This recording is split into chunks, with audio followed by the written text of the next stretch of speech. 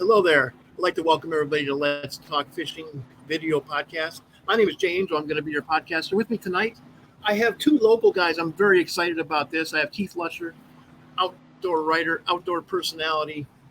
He does a little bit of everything in the outdoor industry. And I have Keith Argeron of TNT Fishing Rods. Also, he is a very, very good local stick. But I want to talk fishing on the North Shore. And also, Keith Lusher of the Northshore Fishing Report. That's how he got his start in this. There is so much good fishing. If you get anywhere but Baton Rouge in southern Louisiana, there's great fishing. It's just the way it is. And I happen to live right by Baton Rouge, but if I go 30 miles in either direction, actually in just about any direction, I can catch fish. How are you doing tonight, Keith? I'm doing fine. Glad to be aboard. I'm excited. And how about you, Pat? I am doing awesome, man. I'm glad that my good luck charm is here tonight. Every time that I've had Keith in my boat, that we've done like some kind of like video or some kind of article, I think it's turned out like beyond like great. You know, he's I wish that he would be like my guy that fishes every tournament with me, because I've always done great with him. You know, that's fantastic, because I can tell you, fish are camera shy. Oh, you're right. I've been on great. Not around Keith. Not around Keith, man. That's why I'm telling you, man. Yeah, keep Keith around, because fish are camera shy. It's everybody but Keith. Yeah, well, look, I've had my days where, you know, don't bite with who we go out with. But Patrick, I tell you what, I think the two times I've been out with him, I've one focused on his tournament. We fished a tournament, so I wanted to walk the people through what it's like, you know, from blast off to changing to what he's thinking. Oh, we got to make a run here. We got to make a run down the bayou. I to experience a tournament day, but for it to unfold like it did, with it starting out tough and then just starting to slam the fish right when that water got high, right above that grass line. And I think he was throwing that spinner bait, and man, he just started crushing them. And we pulled out the wind. Swim jig. The swim jig, okay. Mm-hmm. So what body of water were you guys targeting? Bonafuca. Or Bonafuca, I guess. Bayou Bonafuca? I've heard everybody say it different. I'm Bonfuca, I say. It's right next to Bayou. I fished that with Ricky Bennett. Yeah, it fishes different. Definitely does. Ricky Bennett and I fished that one time, and we caught fish. It's a fun place. Yeah, I liked that bayou because you could actually see down 2 or 3 feet. At least on the day we were there, it was really nice, and we were fishing, targeting the tops of some eelgrass. I mean, that's just so exciting to see a bass come out of the eelgrass and grab a spinnerbait.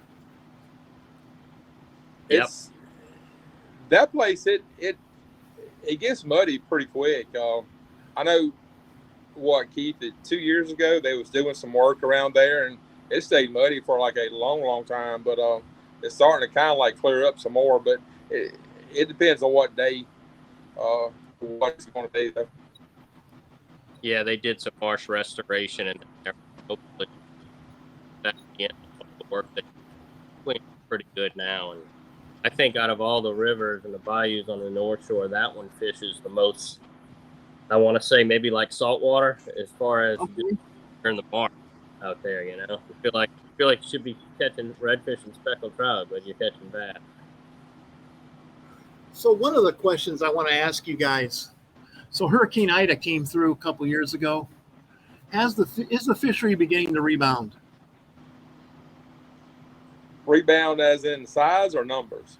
Numbers, yes. You can go out and catch, 30, 40, 50 fish between 8 to 11 inches, but finding quality bass is still hard. It's starting to pick up a little bit, but I think that's because these guys around here are just so good that they're starting to kind of figure out where the pockets of fish still are. not so much that, I mean, you can't just generate a 2.5 or 3 pound bass just all of a sudden. I mean, that takes time, but some of these guys are starting to show up now with, 12, 13, 14 pounds and more. And I think it's not so much that it's bouncing back, it's quick. It's just that the guys are so freaking good that they're finding pockets that still has some of the older fish in it. Okay. Yeah, I think the biggest area that was hit hard is that Tickfaw area. But I don't think the bass population was affected as hard as that sockeye and maybe the saltwater fish that we usually get trout along that northern shoreline of Lake Pontchartrain, and that hurricane ripped all that eelgrass out of the shore. Oh, You know anything about that shoreline? Literally target those big eelgrass patches. That's where September, October, when the saltwater, when the speckled trout come through, that's where you catch them. But that eelgrass was completely gone. I don't know, how that all works. I guess it's the sheer force of the water crashing up onto the shore that just totally ripped it out. I did an article for Louisiana Sportsman where we're seeing now, maybe 2-foot strands growing back. So it's definitely coming back. But I don't know, Patrick, what do you think was hit the hardest? I mean, on a scale of 1 to 10, how did around Manchac and stuff, around here at the Manchac area, I mean, it was pretty much everything, man. I mean, from what I'm seeing, I mean, they had a high school tournament out of Manchac. I've heard it was 120 boats, and I heard it was 168 boats. But I think 6 pounds was like the top 15, and there was a lot between 6 to 8 pounds. I think they had 1 9-pound sack and 10 pounds won it. That's out of 120 to 160 boats. I mean that's pretty bad. It did have a 7.13, I think, or 7.16 that was called though. So there's still some of those bass that didn't wipe out everything. It probably just wiped out the vast majority of it all. But I mean, from what I've seen, and don't get me wrong,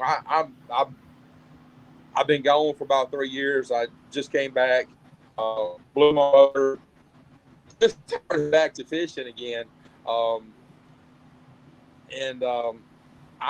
seeing a whole lot of 8 to 11-inch fish. I mean, a lot of them.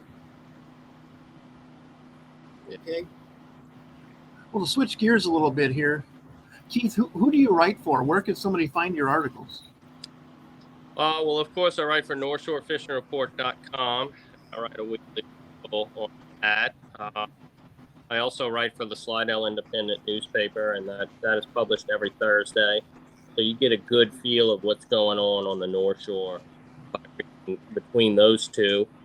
I also write for Louisiana Sportsman. About every other month, I have a feature in there, and I try to Good for you, man. Wow. We're seeing on the North Shore. I'll venture off, but the North Shore is really what I focus on. Since I created the website in 2012, that has been, I've had blinders on as far as what I trade on, and I basically only fish the North Shore. So I'll bring the North Shore to the Louisiana Sportsman about every other month. Also write for CrappieNow.com, Outdoor Hub, Anglers.com, and I believe that's it for right now. Guys, if you've never seen the Louisiana Sportsman, I was very impressed. I've been writing for Outdoor Magazine since 1997, and I've written for a lot of magazines, and Louisiana Sportsman has a little bit of everything in it, from all different kinds of hunting to the very top of Louisiana, which is very different than the very bottom of Louisiana, and also the western side of Louisiana is completely different from the eastern side, and everything in between is different.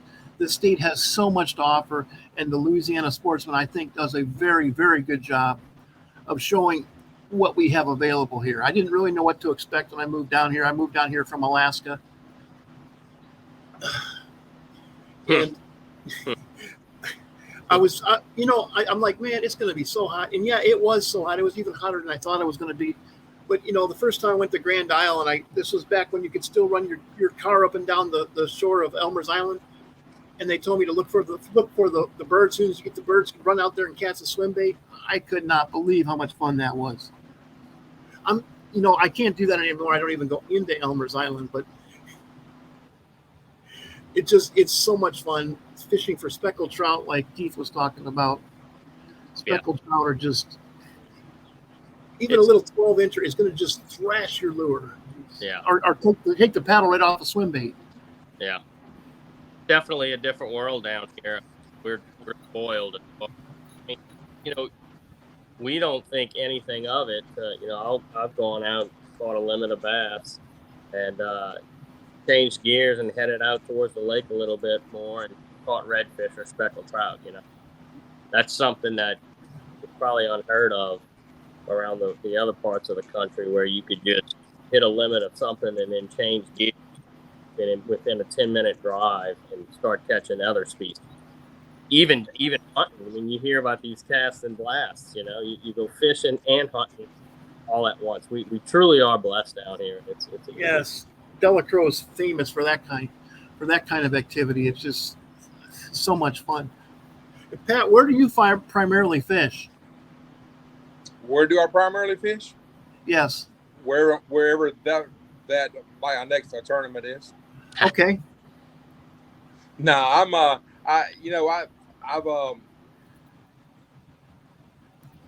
just kind of getting back into the deal. My favorite areas probably would be the basin. Okay. Bayou Black, the southern part of it, around like Morgan City and stuff. It's I know that area. That place really is just phenomenal, and the competition over there is unreal. Not saying that it's not great around here, but I don't know. I just, the Morgan City area, I guess it kind of suits my style a little bit more. There's some great anglers around here too, though. I mean, don't get me wrong. I don't want to short like none of the guys around here. I'll skip a beat. Boy, I tell you, I Give me a text. My sister-in-law lives down there in the town of Gibson, so that's kind of the center of Bayou Black. I fished there a lot of times with a lot of different people. Actually, if you look at my Facebook, my profile picture is of me with a Bayou Black bass. Just a really brilliant dark green marsh bass, and just fat. Mm-hmm. I think it's because they sit there and just eat shrimp all the time. I could be wrong, but yeah, they have a buffet there. I mean, there's crab, there's shrimp, there's shad, there's brim. Yeah, I mean, it's just a buffet for them. Yeah, but that goes for everywhere around here too, though. I mean, if you're fishing in like a Manchac, I was over there last Sunday, and there was crabs like swimming by me. I mean, the food chain down here is completely awesome. Yeah, those marsh bass. There was a study done by LSU, and it showed that salinity in the water stunts their growth as far as how long they grow. Yes. So I think that, in addition to them getting a better diet than a strictly river fish that's eating a lot more bugs, I think that the over-the-top diet combined with a shorter length makes them just tanks, Plus they get fat, just beautiful fish. And they get shoulders on them. Yeah, I mean they're like tanks, man. Yeah. And then they got an attitude too. A marsh bass is like a junkyard dog, man. Yeah. Yes. You can't help but like poke it, but when you do, you better hold on. Yeah. Well, they're forced to battle with all the saltwater fish for their food. Yeah.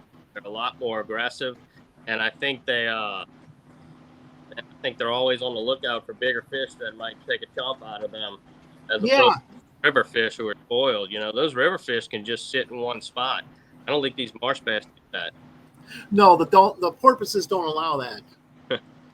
Porpoise will come in there and root out everything. I'm sure both of you guys have experienced that. You're on a great bite, and all of a sudden, you start seeing those things playing. You're like, all right, let's just move. Yep, even the redfish, anything bigger than bass, which is almost out of water.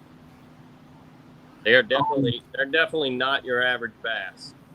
No. But that's what makes it so exciting.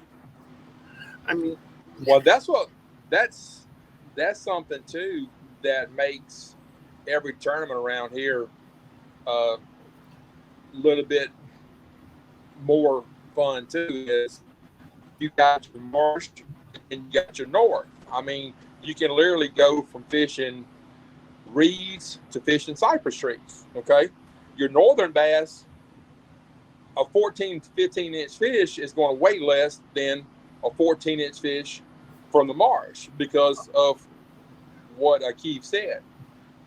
I bet they have a pound and a half sometimes. You can run south and catch the same length bass, but when you weigh them in, 5 bass from the marsh is going to outweigh 5 bass from up north by a half a pound to about a pound. Yeah, I would venture to believe that the tournament scene, nobody asks or debates whether they're going to run north or south more than here on the North Shore. I mean, north or south, it could mean all the difference, Yep.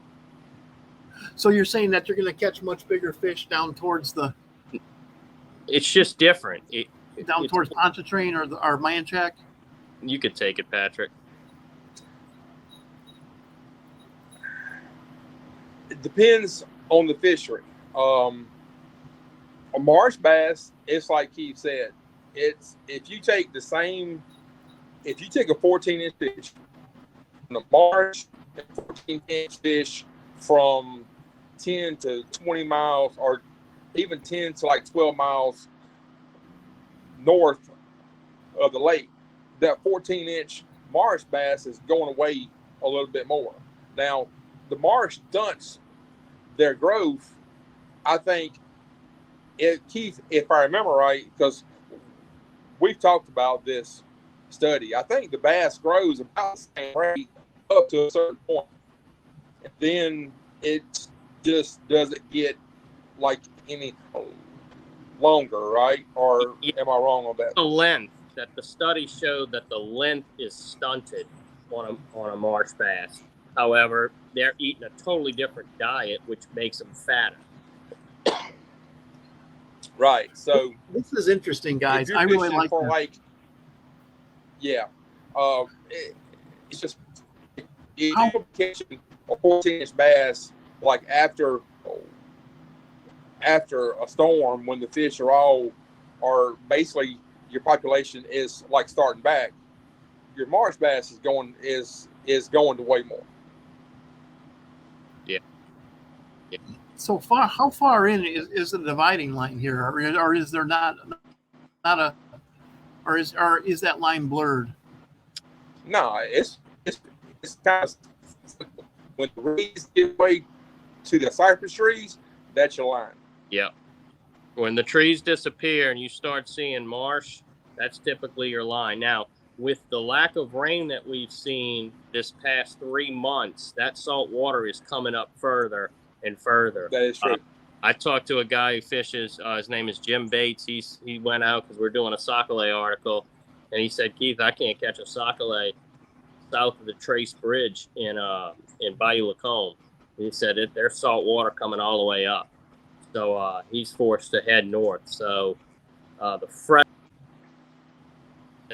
perch, bass. Darn it! I think it's going to take a little bit of a hit. Well, I hope he comes and the back. pearl, it's the same way. I've caught reds up north of I-10. Yeah. It changes. It definitely changes. That lake the lake's actually an estuary, and the definition of an estuary is it's constantly changing. So I think that's what keeps us all on our feet down here, and I think that's why it's a big question for tournament anglers: do we go north or do we go south? So, Keith, why don't you tell us a little bit about the history behind NorthshoreFishingReport.com? Started tinkering around with websites and kind of started getting a little bit what I thought was good, and I think that's at that time that's all you needed to be was a little bit good. Started learning about graphics, and I saw a big problem with people moving to the North Shore, and there being no information about fishing, because fishing is a little bit different. Well, I'll say a lot different than where we come from in the city. We typically fish the Lafitte, Venice, Grand Isle, all that. And we're pretty spoiled as far as catching saltwater fish. But when you come up here, you do have access to saltwater fish, but it fish is totally different, and it's not as easy as fishing down south.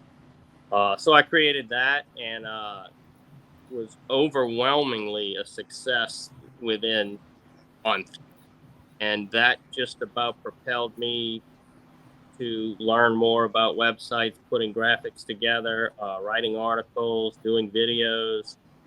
The newspaper came and wanted me to do a weekly column a year after 2013, and in 2014 I was on the radio at Don Dubuque. So it really exploded, and it propelled me to where I am now. I get to write for NorthshoreFishingReport.com, paper, Louisiana Sportsman, all the other outlets that I write for. Tell you what, I've really found what makes me happy, and it's writing, it's going fishing with these guys, and just getting stories. Man, look, I don't think there's anywhere else in the country that's got stories like South Louisiana fishermen, man. They all have a story. It might take a little bit to get. If I get out on the water with them and I get them talking, they might not even know what the story is going to be, but about halfway through, I could see it come through. And that's just really what I enjoy writing, not only about fishing, the technique, or, catching post-spawn bass on Bayou Lacombe, whatever. I also take the gentleman's story and try to tie in his past with what he does in his present, and also have a story to within a technique article. That's fantastic, man. Yes.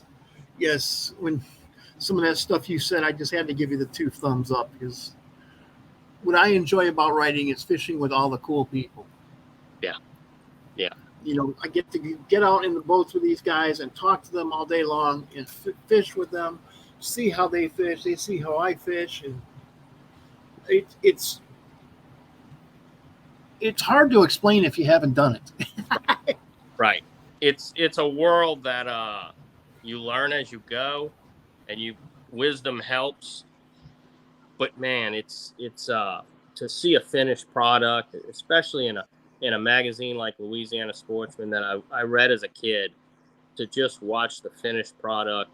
You open that, especially getting on the cover. I was able to put a guy that works with me, Ray Miller, on the cover of Louisiana Sportsman, and that was a huge deal. I don't know if you feel the same way as a writer, but when you get a photo cover of a magazine, it's like I absolutely do. I have actually had a couple of cover photos. Man. I'm not much of a photographer. I'm more of a writer than a photographer. But right now, my life is so chaotic. The last 6 years, I have. Here's my camera. Yeah. Right. Hey. But if you know how to use it, if you know how to use the lighting, you can still do that. You can still take great pictures with a camera. Also have subjects like Patrick that know what I'm looking for. It really helps. Yes, when you have a guy yes, that's why I like to fish with the same guy, and if I'm doing articles, yes. So Patrick, did you get your store back up and running? Pretty much. It's kind of limping right now, but hopefully hopefully by the middle of next month, we'll be back up full speed. I'm actually running on generator power right now. Just doing what I can to try to get back to building rods again. Haven't really got a chance to start back to making any baits yet, but fixing to get all the power and stuff done up in here. Got a meter pole coming either Thursday or Friday one, and then it's just a matter of getting everything else done. So, I'm hoping by the first or the middle of next month that it'll be done. But unfortunately, I got tournaments like every weekend from now until the middle of next month. So, you know, for guys that work, the weekend is kind of like the only time that we can do anything. And literally, I've got a tournament, I think, every weekend until the second week of October or third week of October. So, but it's getting there, man. I'm hoping to get get some of my old guys back. Moving to Mississippi, it kind of slowed everything down for a while. But I'm back in Albany now, and Okay. Side hustle, man. Side hustle. Okay. I know all about side hustles. Hey, gotta make the money, man. Fishing is a multi-billion-dollar industry, and Keith, we've talked a lot about like the advertising side of stuff. I actually moved down here, and I'm a product of like his site, because when I moved down here for the first couple of months, trying to find any kind of information was like almost impossible. Yep. And then he started his site up, and all of a sudden everything just started boom, boom, boom, boom, boom, boom, boom. And within 6 months, I was winning a tournament on a place that I literally didn't even know about like 3 days prior to that. Wow. Because of reading about it on like his site and stuff. It's just when he started up his site, the information just started pouring in. And, for somebody that was new to this area, it was so freaking awesome just to be able to go on there and read all the articles, the tournament results. Because when I moved down here in 2009 or 2010, Katrina the area was still kind of like that back. And coming from fishing in like that Natchez area, I was okay, you're going to need 12 to 16 pounds to win. I know this area was bouncing back at the time, 7, 9 pounds was exact. So I come down here and fish, and I catch, just 5, 7, 8 pounds. I'm like, God, I don't know why I can't figure out how to fish in this area. So I didn't fish a tournament for about a year and a half after I moved here because I thought I sucked. And then I started reading Keith's site, and I started finding out that the area was bouncing back, and most of the tournaments was being won with 7 to like 10 pounds. So I was like, okay, I don't suck. So I started fishing them then, and it's been great. I got to know Keith pretty early on from his stuff, and we've been friends and talked for years about everything. Yeah. Patrick, I made a specific page on my website called the Northshore Bass Series, and that's where we collected all the tournament results and all the upcoming tournaments, and we even started ranking anglers as to how they were doing in their season. And I heard Patrick's story, and I saw him winning tournaments here and there, and he told me, I'm new to all fishing around here, and I said, okay, let me I'll sponsor this guy. And I was making baits at the time, and tell you what, me and Patrick have a connection. Patrick, you won that year. He won the whole thing that year, the year I sponsored him. So I think I might go get Patrick to go give me a lottery ticket. Here you go. It's Oh, like we I have a said, question. you kind of been like my little lucky charm on like a lot of stuff. I think every connection we have has been A+. Yeah. As far as Yeah. what you've done on the water. Yeah. So hopefully it'll stay. We have a question from the audience. I know we already covered this, but I'm pretty sure this guy probably didn't hear it. Anyways, the guy's name is Cajun Rob. He lives in Kentucky, but he grew up in Pearl River, Mississippi. He says, how has the drought conditions affected the fishing in the Florida parishes? From what I can tell, it's made it tougher. But that's from my standpoint, though. The water is lower, and there's some places that high tide looks almost like it's a low tide. Now if you get that south wind, that's a game changer there. It's going to bring all of your water up, a south wind or in east wind. But as far as just like a normal day, man, I think the drought's affected the water, the salinity. I mean, everything, just like what Keith has said, it's made it tougher. The saltwater side, I don't know, the specks and reds might be starting to really kick off more, but the bass fishing, though, has been pretty tough, though. Yeah, one thing that we look for midsummer with the heat is moving water. Typically, that's going to be cooler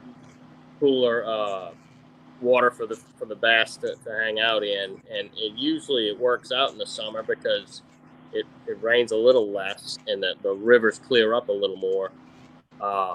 But it's been overboard this year as far as there's hardly any water movement. The water movement that, if you want water movement, you got to go south and look for the tidal movement in the rivers. I would say it definitely has hurt the bass fishing along the North Shore. It's kind of pushed everything up because most years, September and October is like your drought kind of time period. This year we hit it in June, July, August. So I mean, now we're just now kind of getting into that time period where it's normally dry. So it's kind of pushed the fishing that we would see in like September. I think we'll see in like August,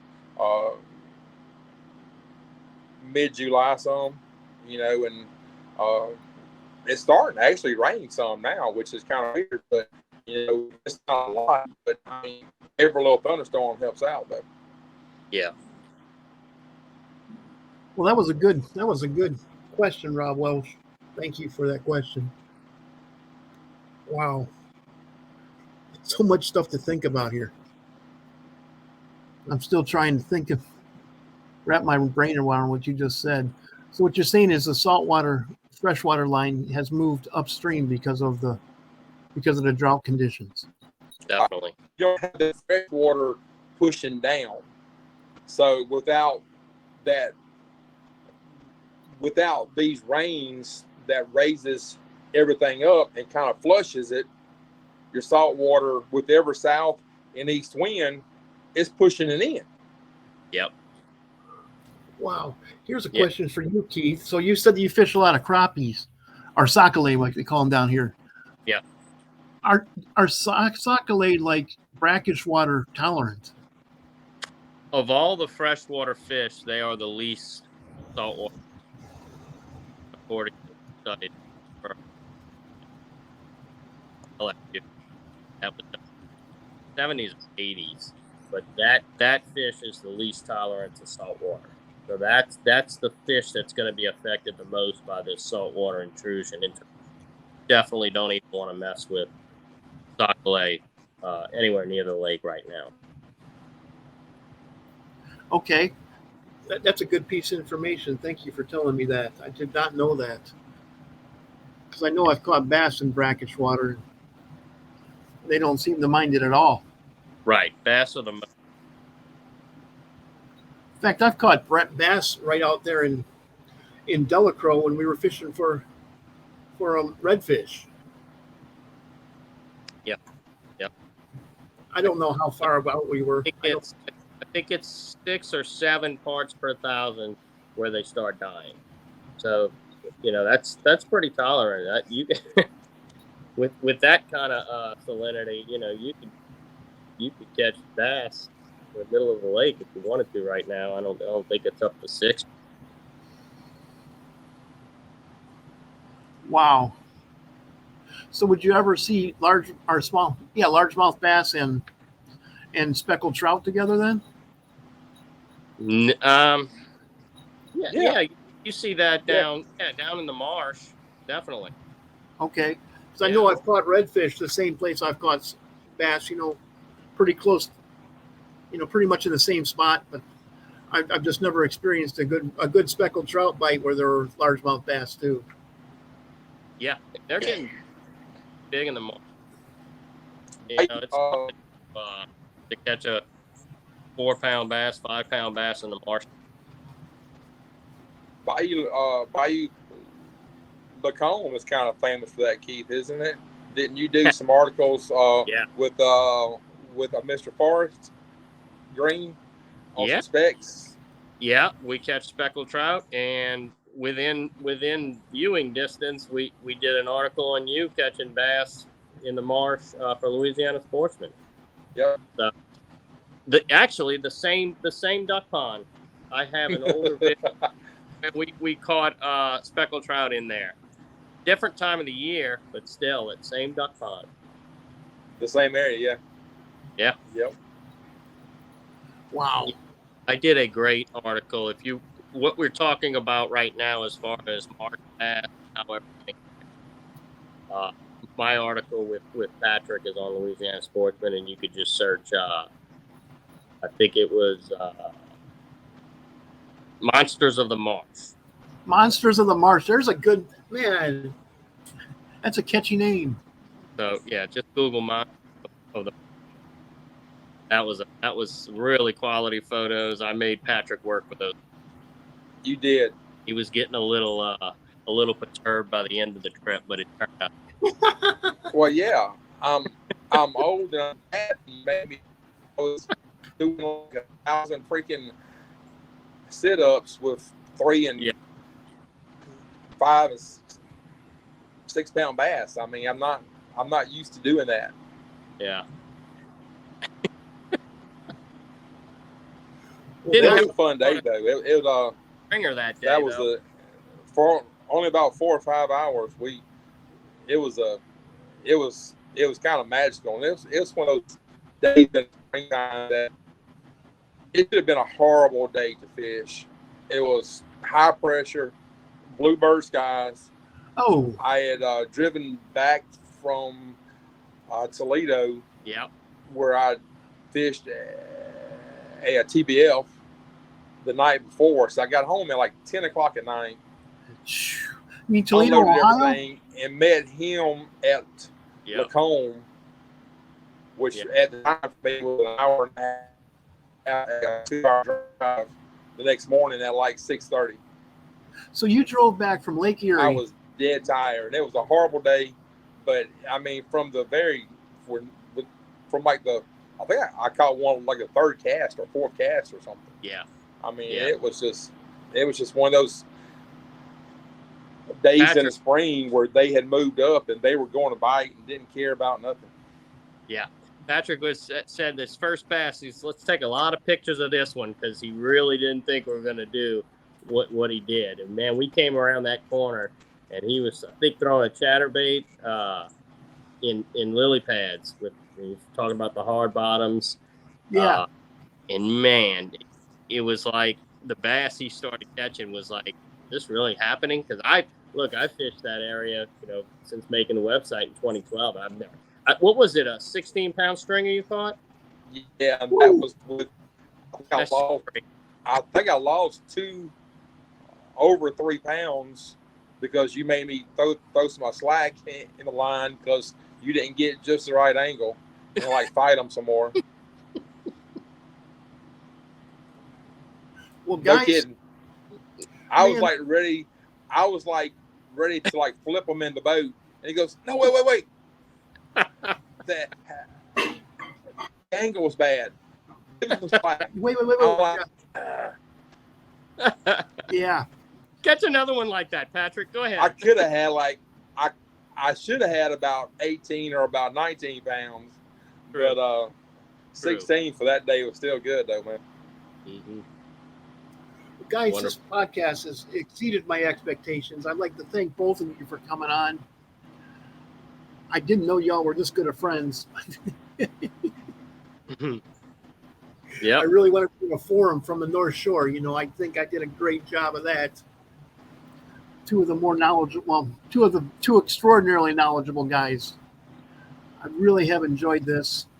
Now's the time of the podcast where I allow my guests to do shout outs. Keith, would you have any shout outs you'd like to do?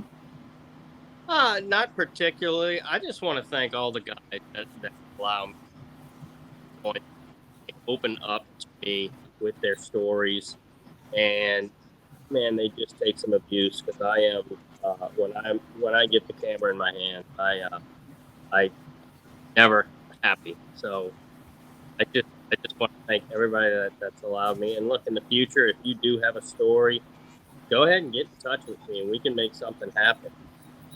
My email address is keith@northshorefishingreport.com. Pretty simple. And I would love to work with you. South Louisiana is just full of fishermen, stories. That's all I'm looking for. There's my call to action.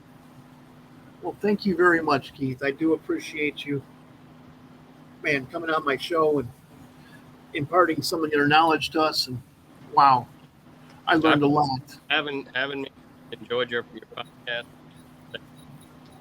Glad to be a part. Well, thank you, and Keith, you're welcome on my podcast anytime, man. I'd like to do several with you because I think there's just so many stories here we could talk for days. Love to. And how about you, Pat? Do you have any shout outs you'd like to do? Yeah, me. Tangy fishing rods. I custom build rods. Do rod repairs. Look, if you got guys, I mean, most guys has got like rods that they used to love that they broke off a couple guides or something. Now it's sitting there. It's got spider webs on it. Bring it to me. If you need it back, I can do it in 24 hours. Get it right back to you. Build custom rods. When I say custom rods, I mean we sit down and we talk about what kind of blank you want, what you're going to do, what kind of grips you want on it, what kind of guides you want on it, the whole 9 yards. I don't just build a custom rod and then say, okay, here's what I've got. You know, take it or leave it.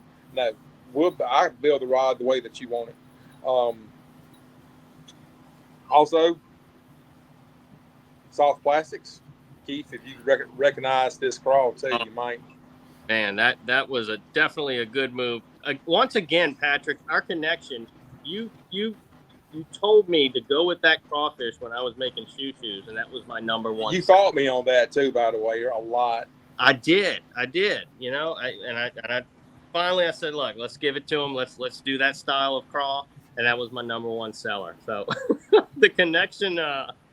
There's another gold star performance from Patrick Ogeron. Thank you.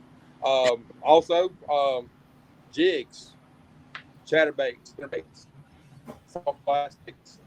Talk to me and we can work something out on anything. I'm not just doing the rods. I'm trying to corner the market on the fishing industry because I'm broke and people like to pay for that kind of stuff. So I will be there to do it for you. I'd like to thank my fiance, JD, for supporting me and helping me out in every way. She's been out here in the rod shop with me many nights, 1, 2, 3 o'clock in the morning. She'll bring me a beer. She'll bring me food. She'll bring me a sandwich. She'll bring me anything that I need because I'm trying to focus and get done. She goes above and beyond on everything I do. Also, I know we've talked kind of bad about the fishery of Manchac, but a buddy of mine is having an open bass tournament there this Saturday. It's a fundraiser for the All-American cheerleaders. They're going to Orlando, I think, and if you have anybody that does that, it's not cheap. I mean, I think it's like $2,000 or something per girl to send them. Trying to raise a little money, help out there. Payout's going to be pretty daggum good. It's $110 entry, $100 for the entry, $10 for your big bass. They got a bunch of raffle items, including a punching rod that I built. They got coolers, fishing baits, other fishing rods, fishing reels. It's going to be a lot of stuff. We're going to have pastelaya and stuff there. So even if you don't fish, we're weighing in at 3. Come on out there. First place based on 50 boats is going to be around $1,400. So look, a grind time to win one. Fishing is bad. You can sneak up and you can win one. So if you like to fish, if you want to support something, come on out and to Manchac Saturday and try your luck. That sounds. Also, I would like to mention that Keith really hasn't said anything about it, but Keith, how many awards did you win for your articles for this year? Oh, shucks. Oh, come on.